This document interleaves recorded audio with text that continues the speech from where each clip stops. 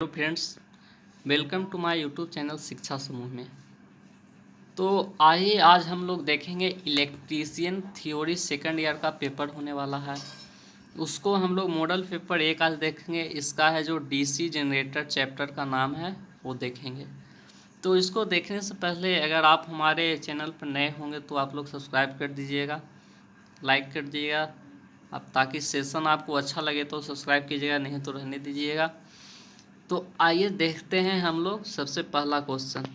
यहाँ पे मेरा क्वेश्चन कह रहा है क्या कि डीसी जनरेटर में एक्स के रूप में चिन्हित भाग का क्या नाम है।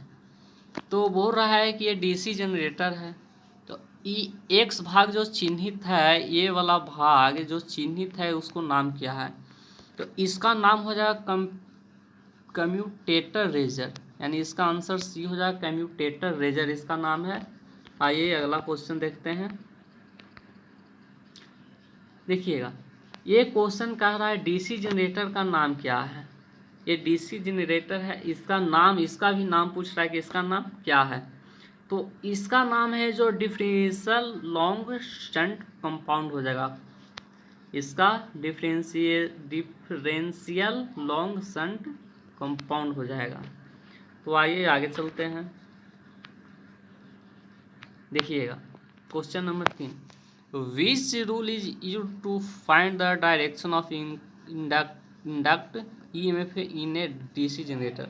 यानी डीसी जनरेटर में प्रेरित ईएमएफ की दिशा ज्ञात करने के लिए किस नियम का उपयोग किया जाता है। ये बोला था, इसमें फ्लेमिंग के दाहिने हाथ का नियम का उपयोग किया जाता है।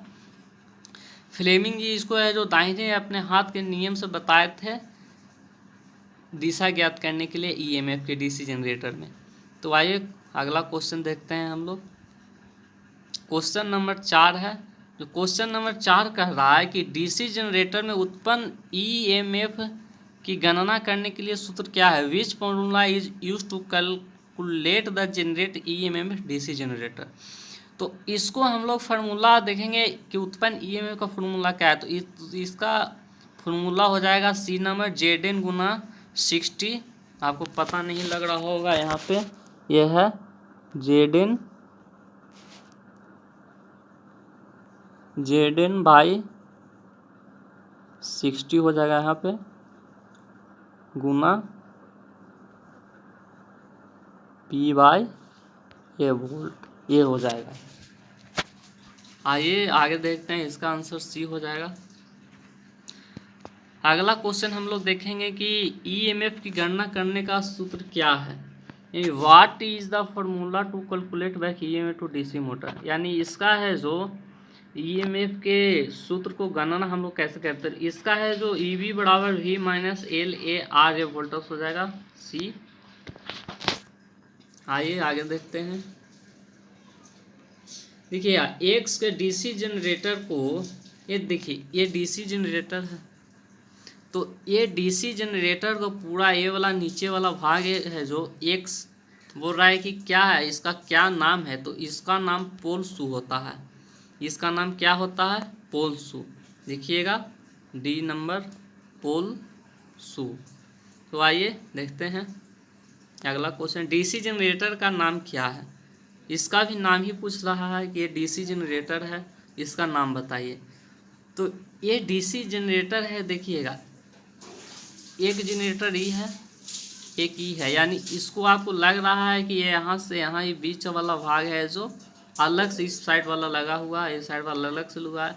तो इसको हम लोग कह सकते हैं अलग से उत्तेजित जनरेटर इसका है। इसका ऑप्शन डी हो जाएगा कि डीसी जनरेटर का नाम क्या है, तो अलग से उत्तेजित जनरेटर हो जाएगा। तो आइए अगला क्वेश्चन देखते हैं। देखिए आंसर डी हो जाएगा। जनरेटर द्वारा किस ऊर्जा का विद्युत ऊर्जा में परिवर्तित होता है। तो जनरेटर द्वारा यांत्रिक ऊर्जा को विद्युत ऊर्जा में परिवर्तित हो जाए, आंसर डी हो जाएगा। जनरेटर द्वारा यांत्रिक ऊर्जा को विद्युत ऊर्जा में परिवर्तित कर देता है।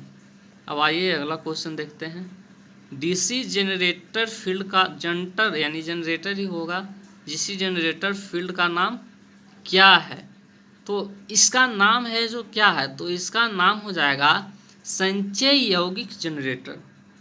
आंसर डी संचय यौगिक जनरेटर इसका नाम है, याद कर लीजिएगा। ये सब फिगर वाला क्वेश्चन थोड़ा सा देख लीजिएगा, ये सब ज़्यादा पूछता है। आगे देखिएगा 10 नंबर। तो डीसी जनरेटर का सिद्धांत, what is the principle of DC generator, यानी डीसी जनरेटर का सिद्धांत क्या है? तो इसका सिद्धांत है फैराडे का विद्युत चुम्बकीय प्रेरण का नियम, यानी आंसर डी। आइए अगला क्वेश्चन देखते हैं। Question number 11। गतिशील रूप से प्रेरित ईएमएफ की गणना के लिए सूत्र क्या है? तो इसका VLB साइन थीटा हो जाएगा, VLB sine theta, answer C. चुंबकीय क्षेत्र की दिशा करने के लिए, चुंबकीय क्षेत्र की दिशा ज्ञात करने के लिए किस नियम का उपयोग किया जाता है? तो चुंबकीय क्षेत्र की हम लोग दिशा ज्ञात करेंगे तो उसमें फ्लेमिंग के दाएं हाथ का नियम का उपयोग किया जाएगा, तो हमारा दिशा ज्ञात हो जाता है, आंसर डी हो जाएगा। अगला क्वेश्चन, डीसी जनरेटर के भाग का क्या नाम है? ये है जो डीसी जनरेटर है, इसका भाग का क्या नाम है? तो ये आपको लग रहा होगा फ्रेम की तरह, स्ट्रक्चर की तरह किसी का भी लग रहा होगा, यही ये है जो फ्रेम है, इसका बी हो जाएगा आंसर। तो आइए अगला क्वेश्चन देखते हैं। अगला हमारा 4 पोल डीसी जनरेटर के डुप्लेक्स लैप बाइंडिंग के कितने समानांतर रास्ते हैं? तो 4 pole DC generator duplex lap binding के 8 समानांतर होंगे, रास्ते 8 को होंगे। अगला क्वेश्चन, डीसी जनरेटर का भाग का नाम बताइए। इसका है जो भाग का नाम बताना है, तो इसका भाग का नाम हो जाएगा armature core lamination, answer D. आइए 16 नंबर, डीसी जनरेटर में इंटरपोल कैसे जुड़ती है? तो डीसी जनरेटर में जब भी किसी इंटरपोल का जोड़ना होगा तो ये आर्मेचर के साथ श्रृंखला में जुड़ता है। आइए आगे चलते हैं।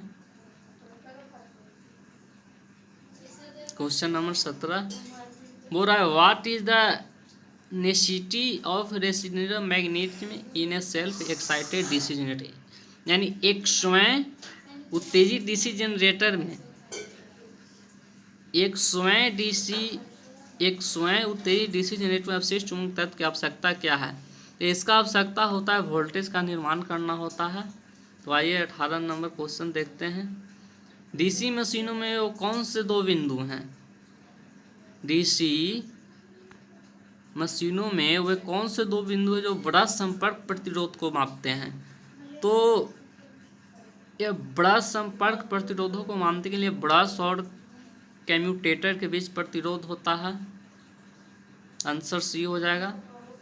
चलिए क्वेश्चन नंबर 19, किस वोल्टेज ड्रॉप को एक्स के रूप में चिन्हित किया जाता है? तो एक्स के रूप में चिन्हित करने के लिए हम लोग इसको आर्मेचर रिएक्शन ड्रॉप को, ये है जो आर्मेचर रिएक्शन ड्रॉप, किस वोल्टेज ड्रॉप को एक्स के रूप में चिन्हित किया गया है? बोल रहा है कि एक्स के रूप में इसको जो चिन्हित किया गया है उसका नाम क्या है? तो आर्मेचर रिएक्शन ड्रॉप हो जाएगा, ऑप्शन सी। आइए अगला क्वेश्चन 20 नंबर, यदि शंट फील्ड को आर्मेचर के समानांतर जोड़ा जाता है, यानी शंट फील्ड को आर्मेचर के समानांतर हम लोग जोड़ेंगे तो यौगिक जनरेटर का नाम क्या होगा? तो इसका लघु शंट यौगिक हो जाएगा, लघु शंट यौगिक। आइए अगला क्वेश्चन, क्यों एक डीसी जनरेटर के आर्मेचर कोर पटलित करते हैं? तो इसको हम लोग भंवर धारा हानि को कम करने के लिए पटलित करते हैं। आगे आइए देख लीजिए, आपकी बार इसका क्वेश्चन देख लीजिए, क्यों एक डीसी जनरेटर के आर्मेचर कोर पटलित करते हैं? पटलित है नहीं, भंवर धारा हानि को कम करने के लिए।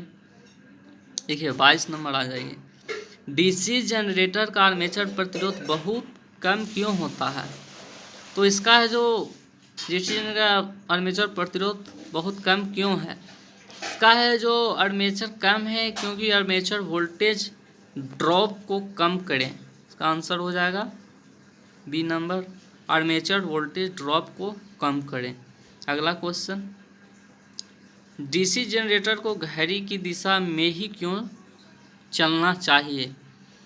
तो घड़ी की दिशा में चलना चाहिए क्योंकि अपशिष्ट चुंबक तत्व जो भी रहता है बचा हुआ उस सबको है जो ये प्रोटेक्ट देता है यानी रक्षा करता है। तो इसका आंसर बी हो जाएगा। आइए अगला क्वेश्चन देखते हैं हम लोग। Question number 24। बड़े डीसी जनरेटर में घुमावदार क्षतिपूर्ति क्यों प्रदान की जाती है? बड़े डीसी जनरेटर में घुमावदार क्षतिपूर्ति क्यों प्रदान की जाती है? तो आर्मेचर प्रतिक्रिया प्रभाव को बेअसर करने के लिए होता है ये, जिसका ऑप्शन सी हो जाएगा। अगला क्वेश्चन 25 नंबर। डीसी जनरेटर के वोल्टेज का निर्माण करने में विफल होने का क्या कारण है? डीसी जनरेटर के वोल्टेज का निर्माण करने में विफल होने का क्या कारण है? फील्ड प्रतिरोध क्रांतिक प्रतिरोध से ऊपर हो जाता है, तो यह है जो वोल्टेज का निर्माण करने में विफल हो जाता है। यानी फील्ड प्रतिरोध क्रांतिक प्रतिरोध से नीचे होना चाहिए, तो यह है जो वोल्टेज निर्माण करेगा। ऊपर हो जाएगा तो वोल्टेज निर्माण नहीं करेगा। आगे आइए, जनरेटर का क्या नाम है यदि इसका क्षेत्र आर्मेचर के समानांतर जुड़ा हुआ है? बोल रहा है कि ये जनरेटर है, एक जनरेटर का नाम बताइए जिसका क्षेत्र है जो आर्मेचर के समानांतर जुड़ा हुआ है। तो इसका आंसर हो जाएगा शंट जनरेटर। क्या हो जाएगा? Shunt generator. तो आइए आगे इसको देखते हैं हम लोग। 27 नंबर क्वेश्चन। डीसी जनरेटर में पोल शू का उद्देश्य क्या है? डीसी जनरेटर में जो पोल शू होता है उसका उद्देश्य क्या होता है? तो एयर गैप में समान रूप से फ्लक्स को फैलाता है। 28 नंबर आइए, डीसी जनरेटर में स्लिफ्टिंग रिंग का क्या कार्य है? तो डीसी जनरेटर में स्लिफ्टिंग रिंग का कार्य होता है कि धारा को एक दिशा में एकदम एकत्र करता है, एकत्र करके धारा को भेजता है। जनरेटर में ब्रश को बनाने के लिए किस सामग्री का उपयोग किया जाता है? क्वेश्चन नंबर 29 आके देखिए कि जनरेटर में ब्रश बनाने के लिए, यानी which material use to make a brush in generator, यानी जनरेटर में ब्रश बनाने के किस उपयोग का प्रयोग किया जाता है? तो इसका जो कार्बन और ग्रेफाइट का प्रयोग किया जाता है। क्वेश्चन नंबर 30 आइए, क्यों डीसी जनरेटर अपने अवशिष्ट चुंबक को खो देते हैं?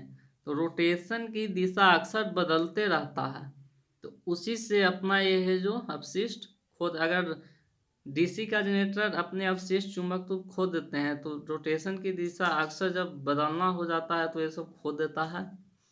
तो आगे आइए 31। क्वेश्चन नंबर क्या कह रहा है? तो एक जनरेटर में योक और ध्रुव के माध्यम से चुंबकीय सर्किट कैसे पूरा होता है? तो आर्मेचर कोर के द्वारा पूरा होता है।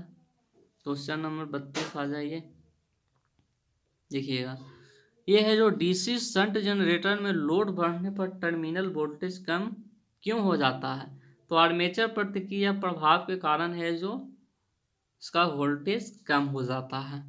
क्वेश्चन नंबर 33 आइए, 33 जिसको हम लोग बोलेंगे, which type of DC generator is use to long distance distribution line, यानी लंबी दूरी वितरण लाइनों के लिए किस प्रकार के डीसी जनरेटर का उपयोग किया जाता है? तो लंबी दूरी यात्रा करने के लिए यह है जो हम लोग संचय यौगिक जनरेटर का उपयोग करेंगे। क्वेश्चन नंबर 34 बोल रहा है, which method is use to improve the insulation resistance in a DC generator, DC generator में इंसुलेशन प्रतिरोध को बेहतर बनाने के लिए किस विधि का उपयोग किया जाता है?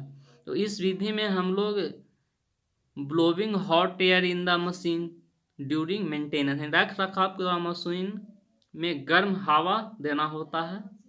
अगला क्वेश्चन, अवशिष्ट यानी 35 देखिएगा, अवशिष्ट चुंबक तत्व के अभाव में किस प्रकार का डीसी जनरेटर काम करता है? तो अलग से उत्तेजित जनरेटर इसमें लगाया जाता है। 36 आर्क वेल्डिंग के किस प्रकार के डीसी जनरेटर का उपयोग किया जाता है? तो विभेदक यौगिक जनरेटर। ये आर्क वेल्डिंग के लिए किस प्रकार के डीसी जनरेटर का उपयोग किया जाता है? तो विभेदक यौगिक जनरेटर का उपयोग किया जाता है। डीसी जनरेटर में तरंग वाइंडिंग की विशेषता क्या है? तो कम धारा उच्च वोल्टेज इसका हो जाएगा। डीसी जनरेटर में तरंग वाइंडिंग की विशेषता है जो कम धारा और उच्च वोल्टेज होगा। क्वेश्चन नंबर 38, डीसी जनरेटर में कम्यूटेटर संयोजन में प्रयुक्त प्रतिरोध तार का उद्देश्य क्या है? बोल रहा है कि क्वेश्चन पहले बढ़िया से पढ़ लीजिए। डीसी जनरेटर में कम्यूटेटर संयोजन में प्रयुक्त प्रतिरोध तार का उद्देश्य क्या है? उसका उद्देश्य क्या है? सॉरी,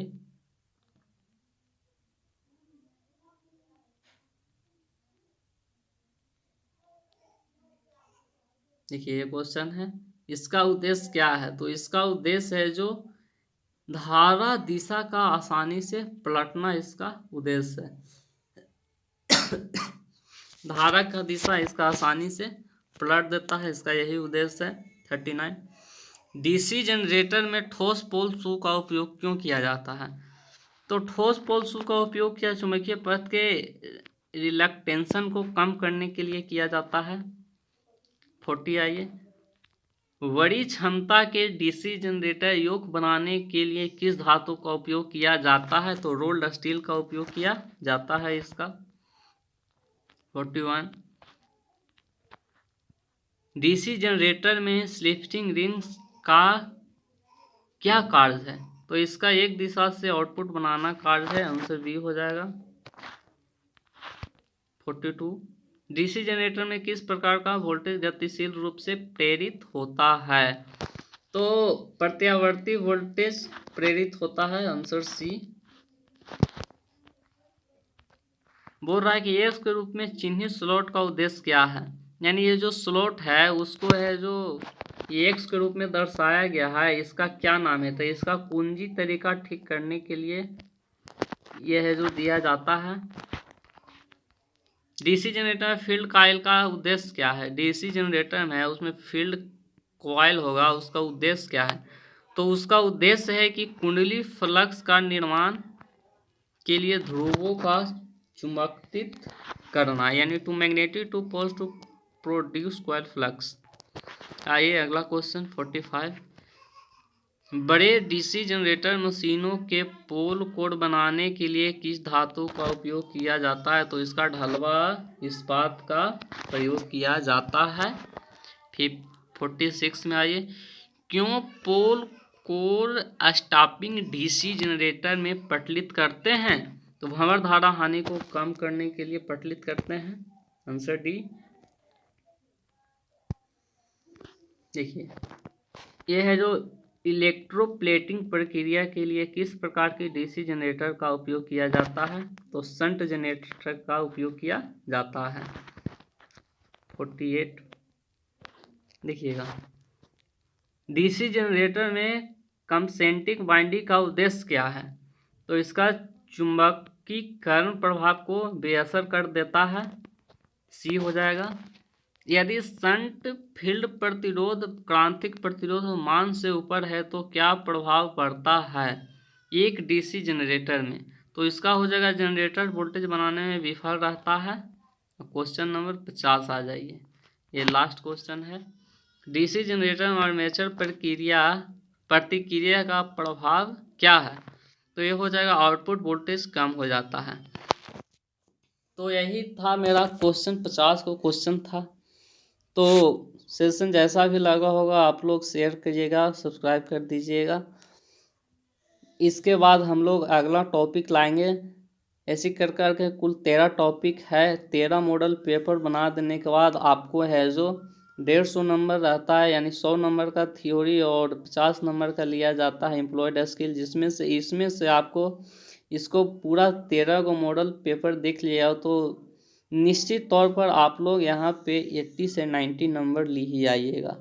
80 से 90 नंबर आपका थ्योरी में आ ही जाएगा। तो चलिए, थैंक यू। आप लोग मेरे चैनल को सब्सक्राइब कर दीजिएगा।